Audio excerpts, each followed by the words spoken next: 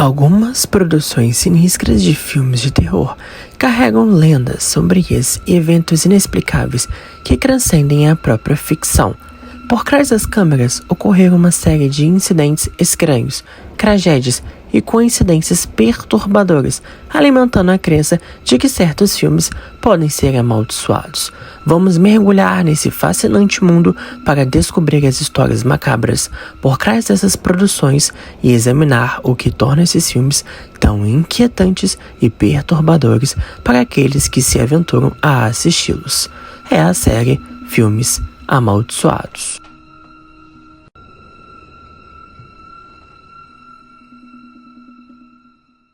Was the final night of shooting, one that would end tragically. The scene, a Vietnamese village under siege. Actor Vic Morrow grabbed the two child actors, Renee Chin and Micah Lee, and ran for safety. That's when Morrow was supposed to say, "I'll keep you safe, kids, I promise," words he never uttered. All three were killed when a helicopter crashed, knocked out of control by debris from a special effects explosion. The horrifying case will now have its day in court.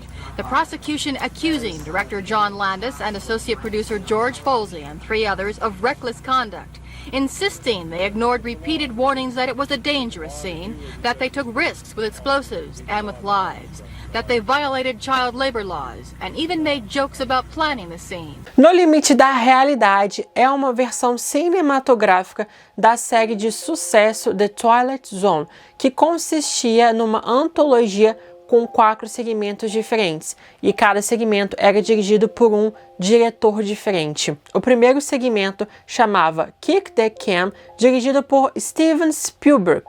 O segundo é It's a Good Life, dirigido por Joe Dante. O terceiro, Nightmare at 20,000 Feet, dirigido por George Miller. E o último, Time Out, dirigido por John Landis, que é justamente esse segmento, o último do filme em que aconteceu uma tragédia brutal, uma tragédia mortal, uma tragédia que abalou Hollywood e mudou completamente as normas de segurança para um filme. O Vic Morrow era o ator principal desse segmento e ele morreu junto com 2 atores mirins num grave acidente de helicóptero que foi causado por negligência, principalmente do diretor John Landis, galera. Mas antes da gente mergulhar nessa história fatídica, nessa grande tragédia, vou contar para vocês aqui um pouco sobre esse segmento Time Out, só para vocês entenderem o contexto do porquê essa cena do helicóptero estava sendo filmada neste filme. O Time Out, esse segmento, segue Bill Connor, que é interpretado por Vic Morrow, um cara extremamente preconceituoso que odeia judeus, negros e asiáticos. E um dia ele iria viver na Segunda Guerra Mundial, ser caçado pelo KKK e ser caçado na Guerra do Vietnã, para sentir na pele todo o ódio que ele transborda. Ou seja, é um cara que odeia tudo, um cara racista, um cara extremamente problemático, né? E ali ele iria viver na pele tudo aquilo que ele recrimina. Nesse segmento da Guerra do Vietnã é que teve uma cena de helicóptero que causou a morte dele e de mais 2 atores mirins. Mas antes da morte, ele já teve uma premonição, ou seja, ele já sentia que iria morrer no acidente de helicóptero.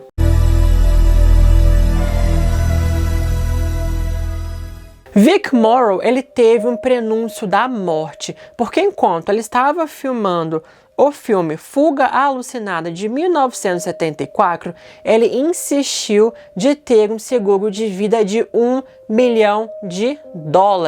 Nossa, isso é muito dinheiro, isso é dinheiro gigante para 1974. A produção ficou insistindo para ele falar: por que você quer esse seguro de vida de $1 milhão? Não é necessário, não precisa. Mas ele sabia que alguma coisa iria acontecer em um helicóptero. E exatamente nesse filme de 1974, ele filmou uma cena de helicóptero, olha só. Antes dessa cena, ele já sentiu alguma coisa, pediu o seguro de vida e ele comentou por que ele estava insistindo tanto por esse seguro de vida. Eu sempre tive a premonição de que iria morrer num acidente de helicóptero. Ou seja, 10 anos depois, praticamente, isso iria infelizmente acontecer. E até mesmo antes de filmar essa cena do helicóptero no filme No Limite da Realidade, ele comentou as suas últimas palavras. Até arrepia, gente. Eu devo estar louco em fazer isso. Deveria ter pedido por um dublê. O que eles podem fazer se não me matar, certo? E infelizmente ele acabou morrendo mesmo. Ele já sabia que alguma coisa ia acontecer. Ele não estava se sentindo confortável com essa cena. Ele queria pedir um dublê, acabou não pedindo, achando que podia fazer alguma coisa. Ele tinha esse seguro de vida. E ali ele sentia exatamente que alguma coisa iria acontecer. E infelizmente aconteceu. Mas antes desse grave acidente do helicóptero acontecer, o ator já teve que passar por várias coisas horríveis e sem noção do diretor, porque o diretor queria coisas fidedignas demais. Queria algo muito, mas muito realista, que exagerava muito no realismo dessas cenas. Então o ator já sofreu várias e várias coisas antes desse fatídico acidente.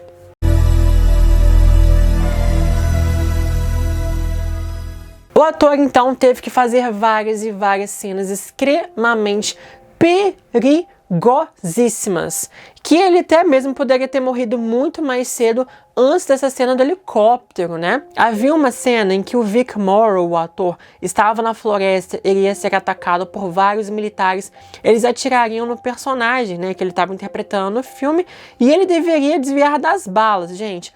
Mas pasmem, as balas eram reais. Imagina se acerta ele na hora errada. Imagina se o tiro, né, os revólveres lá, as armas e tal, não são disparadas na hora errada. E se ele não tiver aquele timing de sair na hora certa, alguma coisa acontecer, ele ainda permanecer na cena, olha que tragédia. Pra que usar isso? Temos balas de mentira, balas de festim, temos adereços, temos coisas falsas. Pra que usar coisa verídica, não é verdade? Não faz diferença nenhuma. Essas armas falsas de festim parecem realistas. Não tem necessidade disso, gente. Mas o diretor queria usar balas reais. Pra quê? Eu me pergunto, pra quê? Então você já vê exatamente que o diretor, ele já tem algumas ideias mirabolantes. O diretor parece que não se preocupa muito com o bem-estar dos atores. Fazer o ator passar por essa cena, né, tendo que desviar de uma bala, podendo realmente ser atingido ali por ela. Só para ilustrar, porque o diretor é extremamente megalomaníaco. Por que não usar coisas falsas? O filme não precisa ser 100% realista. Podem usar adereços, podem usar coisas falsas, não é verdade? Até mesmo na cena do helicóptero, poderiam usar bonecos, alguma coisa ali naquela cena, não pessoas reais. Mas desde os testes dessa cena, né, porque geralmente eles fazem alguns testes antes de filmar a cena real, para ver se daria tudo certo, o time das coisas, tem toda uma encenação, mas desde os testes para aquela cena já estavam dando errado.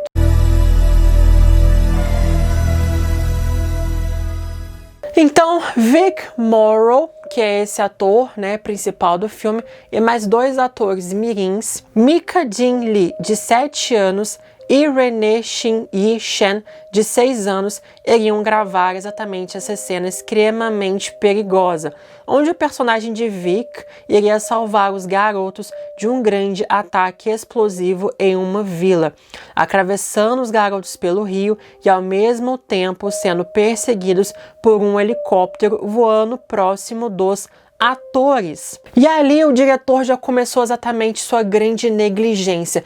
Por quê? Porque essa cena, galera, iria ser filmada às 2h30 da manhã. E segundo a lei da Califórnia, os atores mirins só poderiam trabalhar até às 8 horas da noite. Ou seja, o diretor estava quebrando uma lei trabalhista. Mas para isso, gente, ele acabou pagando os pais das crianças para evitar qualquer tipo de registro oficial. The 36-year-old Landis admitted that he and several of his co-defendants deliberately broke the law by knowingly hiring 2 children without a permit, the same 2 children who were killed when a helicopter crashed during filming of the final scene. We decided to break the law. We decided wrongly to violate the labor code. Ou seja, eles contrataram, galera, só para vocês entenderem, né? Eles contrataram garotos vietnamitas. Ou seja, talvez eles não entendessem exatamente dessa questão de lei, eles estavam exatamente fazendo filme para Hollywood, tem todo aquele deslumbre em relação a isso, né?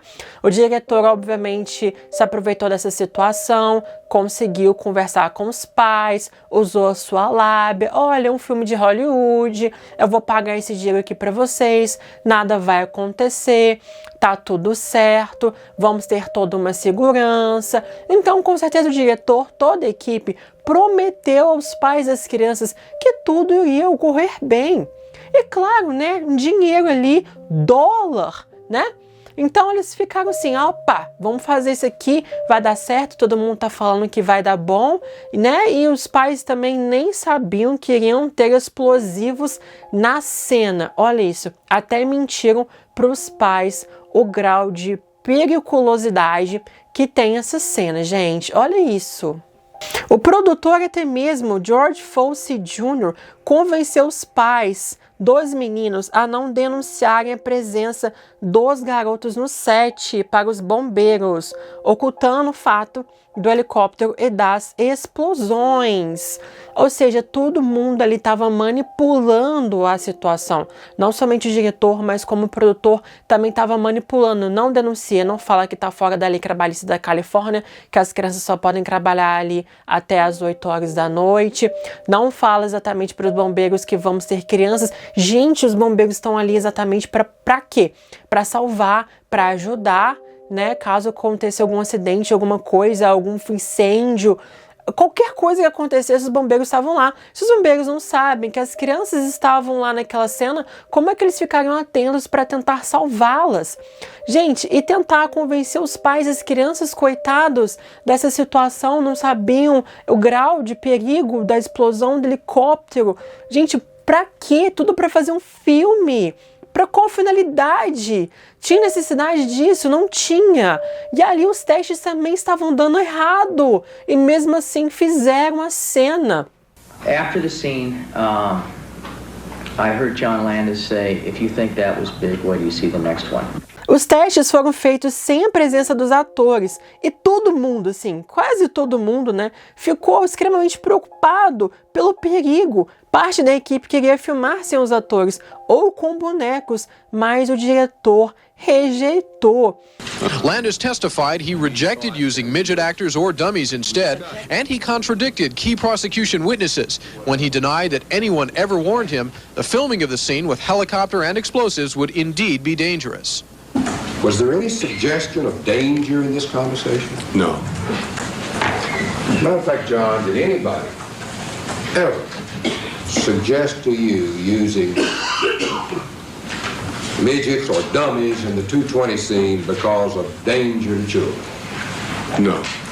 O diretor, ele estava simplesmente deslumbrado, ele estava assim querendo fazer uma coisa grande, querendo fazer uma coisa mirabolante, e ali ele falou, não vamos usar atores reais, não vamos usar helicópteros mesmo, vamos explodir perto das crianças, não vai dar tudo certo. Então, fazendo um teste, né, nessa cena, com os helicópteros baixos, com as explosões que aconteceram exatamente nessa cena, fazendo essa cena ali, fazendo os testes, já estava dando errado, já não estava tão legal, as pessoas já estavam ficando preocupadas, já estavam querendo avisar o diretor, olha, usa boneco, faz alguma coisa, não bota pessoas ali, que é realmente preocupante, gente, o helicóptero voando baixo, com crianças e um adulto ali, com explosões ao seu redor, tem chance de dar certo isso? Não tem chance. E, obviamente, deu muito errado.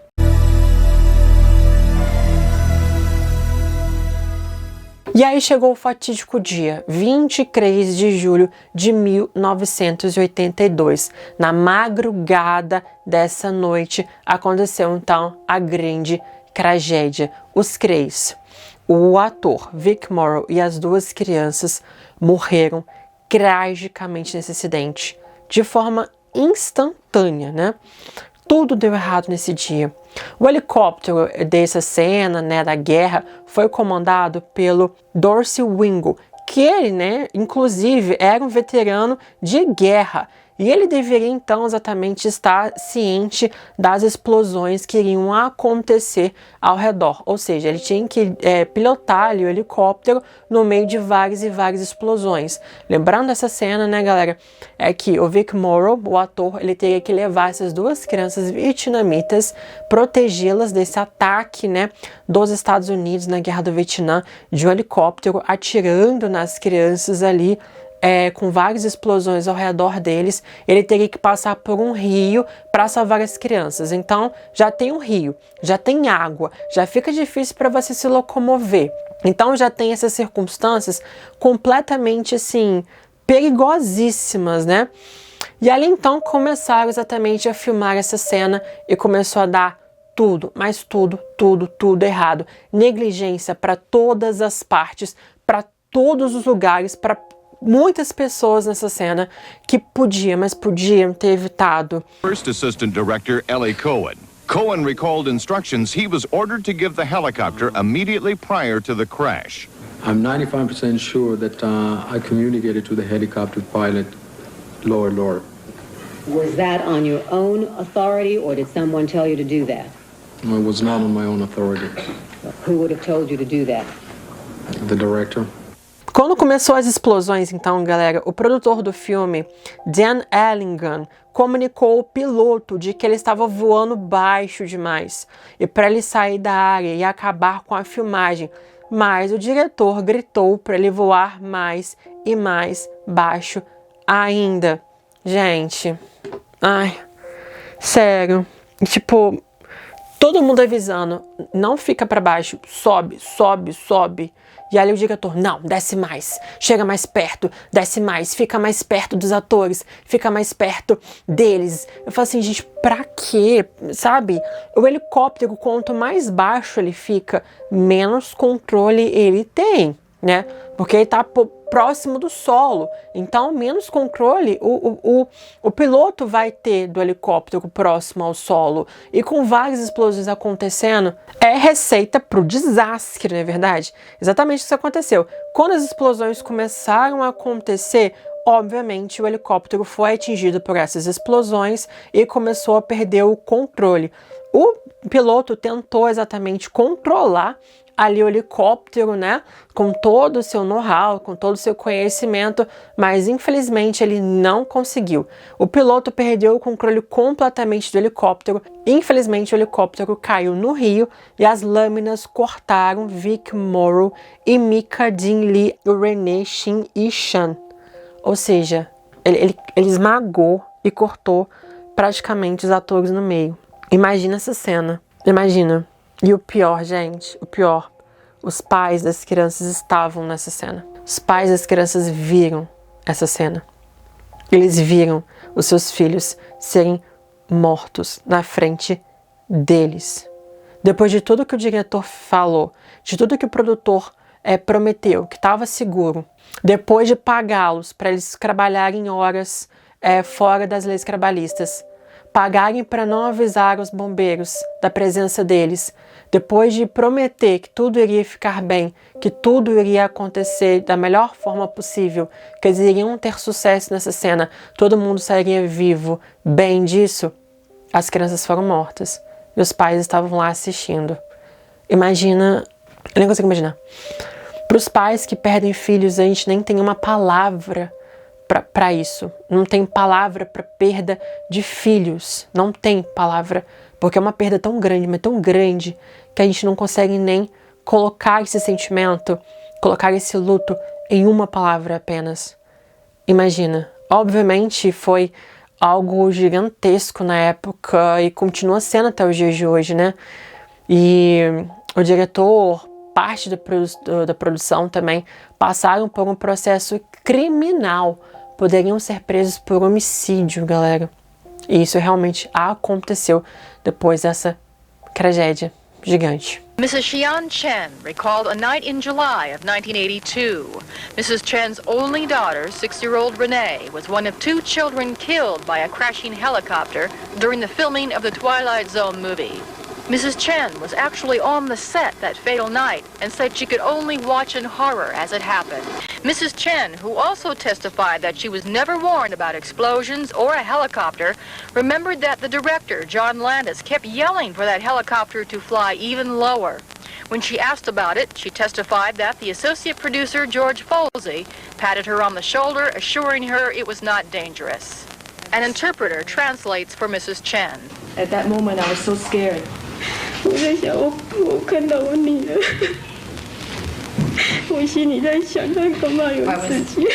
thought something happened to my daughter. They were running, they also yelling, asked me to run.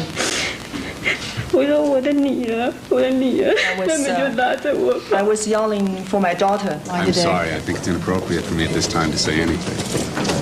If they really want the truth to come out, why they're trying so desperately to keep it away from the jury.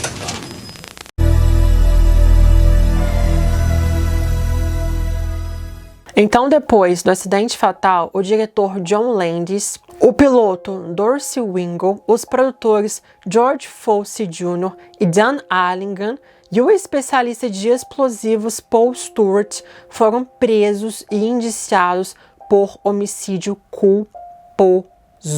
Ou seja, gente, tivemos um processo criminal real mesmo, processo criminal mesmo, sabe? Landis, who had forged his reputation with films like The Blues Brothers, Animal House, and Trading Places, became the first Hollywood director to be tried for death on a movie set.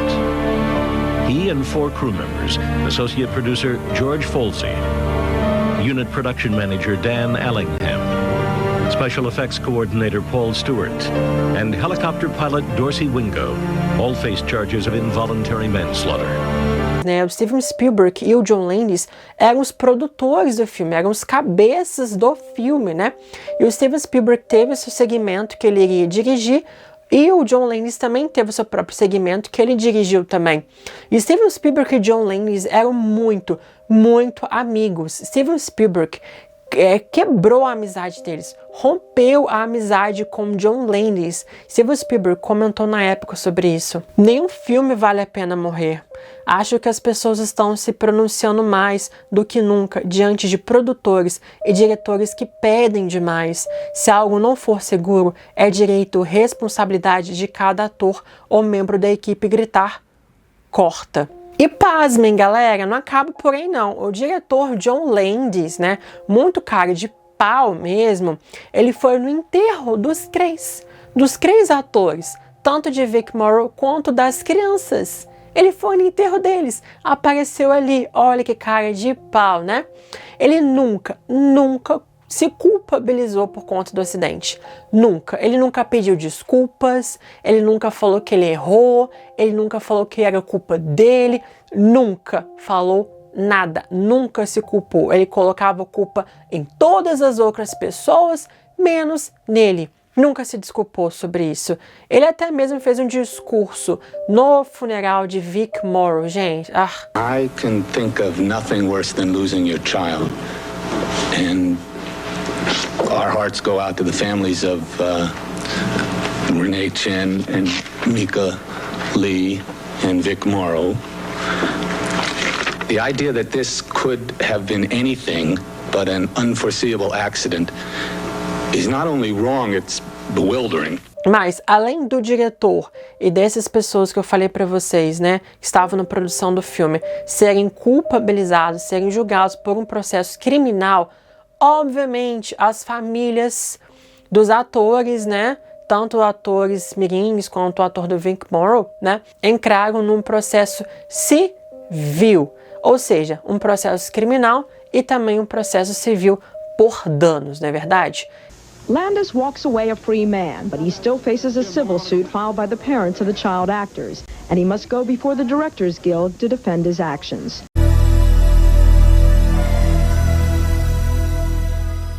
O processo criminal começou no ano de 1986. Ele foi resolvido ali rapidamente, mas o processo civil durou anos e anos e anos, né? E no processo criminal, o diretor, como eu disse para vocês, colocou a culpa em todo mundo, menos nele próprio, né? John Landis described virtually every move he made the night of the fatal accident on the Twilight Zone movie set.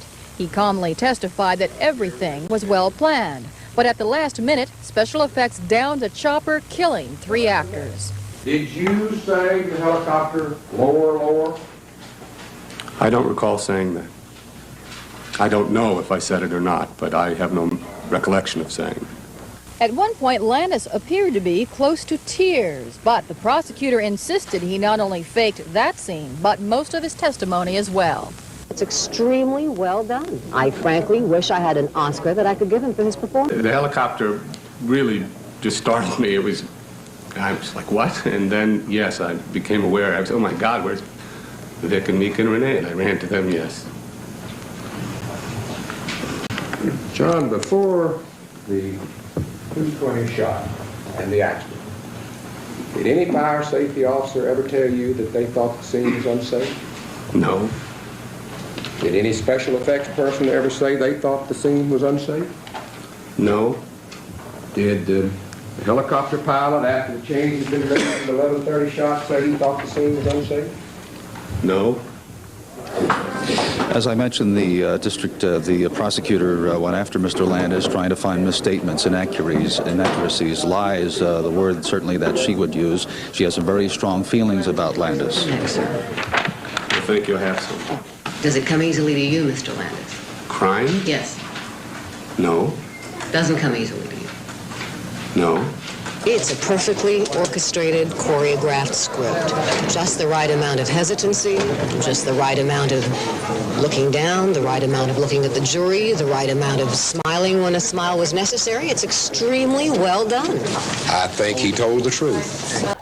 Com certeza, né? Você não tava ali guiando, não, toda a cena, né? Você não tava mandando todo mundo fazer as coisas, desce helicóptero, fica mais abaixo, faz isso, faz aquilo, né? Nossa, com certeza, todo mundo é culpado, todo mundo é mal, todo mundo é ruim, você é o único que era realmente ali a pessoa com uma cabeça boa e que, nossa, eu sou a vítima disso tudo também, gente. E todo mundo é mal, eu tô certo e todo mundo tá errado. Parabéns, John Landis, parabéns. É muito mais bonito você assumir responsabilidade, falar alguma coisa em relação a isso, assumir essa culpa direta ou indiretamente pela sua negligência, do que você colocar a culpa em todas as pessoas. Não estou dizendo que os outros não sejam culpados. Talvez sejam culpados sim de alguma forma, mas ele também é culpado, ele tem que assumir essa responsabilidade. Infelizmente isso não aconteceu, né? O julgamento durou muito tempo para acontecer. E pasmem, né, galera? Quem detém o poder, quem detém o dinheiro, obviamente com um estúdio grande por trás, John Landis foi inocentado. Nossa, e choca 0 pessoas, né? Ali o que a Warner teve que pagar, o diretor também teve que pagar nesse processo, eram justamente as multas pelas leis trabalhistas infantis, né? Assim, 3 pessoas morreram em acidente, ninguém foi culpabilizado, né? O processo foi finalizado e ali temos 3 mortes e a única coisa que eles tiveram que fazer era pagar indenização ali, né, por multas trabalhistas. E o diretor, né, acabou também entrando num acordo, já que praticamente estava durando anos e anos e anos esse processo civil com os familiares das crianças, principalmente. O diretor entrou num acordo com os familiares e pagou milhões e milhões de dólares pela morte das crianças, né? E ali é um sentimento de impunidade. Cadê a justiça?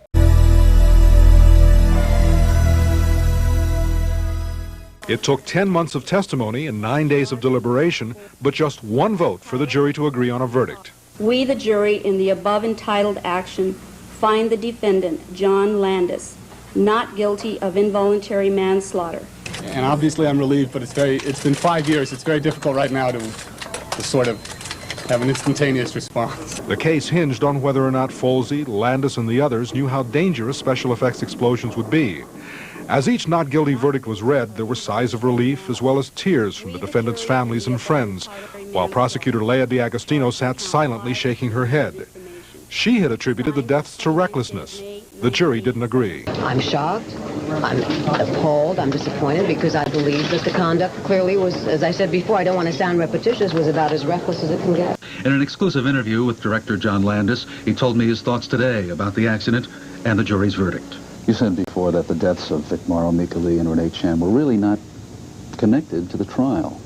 Well, by not connected, I mean that the trial and our being found not guilty doesn't change the tragedy. It doesn't change the accident. I've learned that the concept of an accident is terrifying to people, and there must be somebody's fault, and as a participant in an accident, being there, I don't see the trial and their deaths the same. And I mean, regardless of the trial, there's still the terrible tragedy there. E o sentimento de impunidade aumenta cada vez mais porque 3 pessoas morreram. Ele não foi culpabilizado por nada, né, que aconteceu dessas mortes, né? E simplesmente ele continuou trabalhando muito que bem em Hollywood, né? Ainda tendo vários sucessos na sua carreira. Dentre eles, galera, ele dirigiu os filmes Crocando as Bolas, 3 Amigos, Um Príncipe em Nova York e, pasmem, ele dirigiu o videoclipe Thriller de Michael Jackson. Olha só, gente, ele é um ótimo diretor, né? Mas uma péssima pessoa no meu ponto de vista. Mas, obviamente, Hollywood inocentou, não deu em nada, né? Pagou um dinheirinho aqui, vamos continuar trabalhando com ele. E ele continuou trabalhando e continua até os dias de hoje, não é verdade? Enquanto isso, o Vic Morrow, que morreu, ele deixou 2 filhas. Carrie Ann Morrow, que faleceu em 2016, infelizmente, por overdose. E a atriz Jennifer Jason Leigh, que trabalha até os dias de hoje, né? Os pais das crianças ficaram sem seus filhos. É uma perda que é para sempre, não tem o que fazer, exatamente, né? As 2 meninas também, as filhas do Vic Morrow, também cresceram sem um pai ali por conta desse acidente. E John Landis continuou ali, belíssimo, com sua carreirinha em Hollywood, né? E também, né, assim, ele tem poder, como eu disse pra vocês, né? É um grande nome em Hollywood. E ele continuou trabalhando, mas outros membros da equipe simplesmente tiveram seu nome na blacklist, né? Aquela lista dos não queridos, né? As pessoas não queriam trabalhar com essas pessoas que trabalharam nesse filme. E olha que coisa maravilhosa, né, gente? Maravilhosa, eu tô sendo irônico, tá? Né? Então, assim, é realmente uma grande tragédia que poderia ter sido evitada de todas as formas, mas não foi. E 3 vidas foram ceifadas nesse acidente, nessa negligência do diretor, mas não só dele, de todas as pessoas envolvidas que acataram o que o diretor falou, na verdade, ali naquele momento, né? Mas enfim, comentem, galera. Vocês já ouviram falar desse acidente? Com certeza um dos acidentes mais trágicos, brutais, seguido de Brandon Lee, né? Brandon Lee de O Corvo. Por mais que esse filme, No Limite da Realidade, também teve várias mudanças em segurança dos atores no set de filmagem, isso não impediu de que, anos e anos mais tarde, uma nova tragédia acontecesse com Brandon Lee no filme O Corvo, que vai ser exatamente o assunto da próxima semana aqui no canal. Então já peço para que vocês comentem sobre o que vocês acharam disso. Vocês concordam comigo? Não concordam comigo? Quero saber a opinião de vocês acerca disso. E se inscrevam no canal se vocês não são inscritos. Dê um like nesse vídeo. E não percam, então, vários conteúdos de terror que eu tenho aqui no canal para vocês. E nos vemos novamente semana que vem aqui com Filmes Amaldiçoados. O último capítulo, gente. O último episódio dessa temporada. Estão gostando? Comentem. O Corvo vai ser exatamente o último episódio aqui, encerrando com chave de ouro, ou não, né? Enfim, essa segunda temporada de Filmes Amaldiçoados.